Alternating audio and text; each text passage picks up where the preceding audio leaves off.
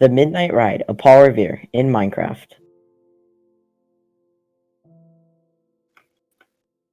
by Jonathan Tan, Thomas Lamb, Joseph Tejada, and Kevin Hahn. Special thanks to Emily, Cameron, Justin, Malachi, Sean, and Mercury. Enjoy the video. Listen, my children, and you shall hear the Midnight Ride of Paul Revere on the 18th of April in 75. Dad, why are we here? Jimmy, I'm taking my precious time to take you out camping and teach you about Paul Revere, and you're here complaining about that you don't have your Nintendo Switch? Fine, I'll listen. Alright, let's continue. Okay, Boomer. If the British march by land or sea from the town tonight, hang a lantern from the belfry arch. 1 if by land, 2 if by sea, and at the opposite shore I will be, ready to ride and spread the alarm through every Middlesex village and farm, for the country folk to be up to arm. Good night. He then rowed to the Charleston shore, just as the moon rose over the bay, where swinging wide at her moorings lay the Somerset, British man of war, a phantom ship with each mast and spar, across the moon like a prison bar, and a huge black hulk that was magnified by its own reflection in the tide.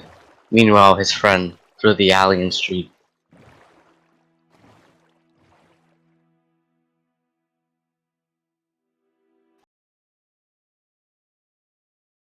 By the trembling ladder, deep and tall, to the highest window in the wall, where we paused to listen and look, down a moment on the roofs of the town, and the moonlight flowing over all.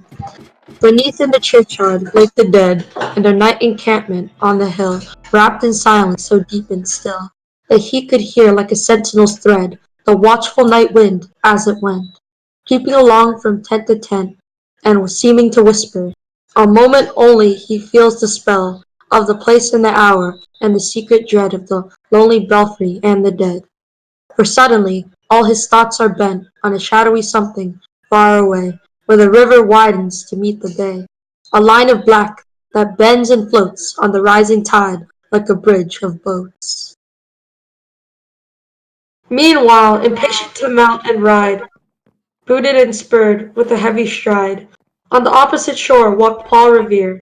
Now he patted his horse's side, now gazed on the landscape far and near, then impetus stamped the earth, and turned and tightened his saddle girth. But mostly he watched with eager search the belfry tower of the old North Church, as it rose above the graves on the hill, lonely and spectral and sombre and still. And lo, as he looks, on the belfry's height, a glimmer and then a gleam of light. He springs to the saddle, bridle he turns, but lingers and gazes, till full on his sight a second lamp in the belfry burns. A hurry of hoofs in the street, a shape in the moon, a bulk in the dark, and beneath from the pebbles, in passing, a spark. Struck by a steed that flies fearless and fleet, that was all, and yet through the gloom and the light, the fate of a nation was riding that, and the spark struck out by that steed in his flight, kindled the land into flame with its heat. He has left the village and mounted, and beneath him, tranquil and broad and deep, is the mystic meeting the ocean tides, and under the alders that skirt its edge, now soft on the sand, now loud on the ledge, is heard the tramp of his steed as he rides. It was 12 by the village clock when he crossed the bridge into Medford town. He heard the crowing of the cock and the barking of the farmer's dog, and felt the damp of the river that rises when the sun goes down. It was 1 by the village clock when he galloped to Lexington. He saw the gilded weathercock swim in the moon as he passed, and the meeting-house windows, blank and bare, gaze at him with a spectral glare, as if they already stood aghast. At the bloody work they would look up. It was 2 by the village clock when he came to the bridge in Concord town. He heard the bleating of the and the twitter of birds among the trees, and felt the breath of the morning breeze blowing over the meadows brown, and one was safe and asleep in his bed, Who at the bridge would be first to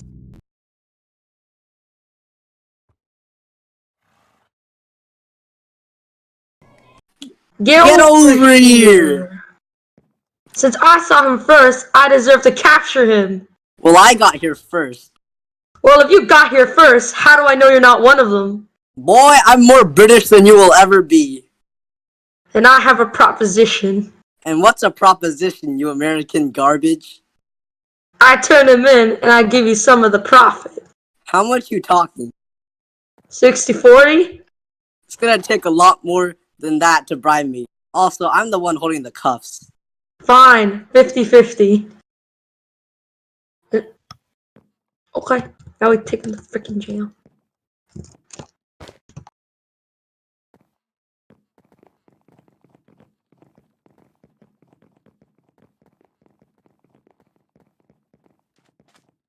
Go right.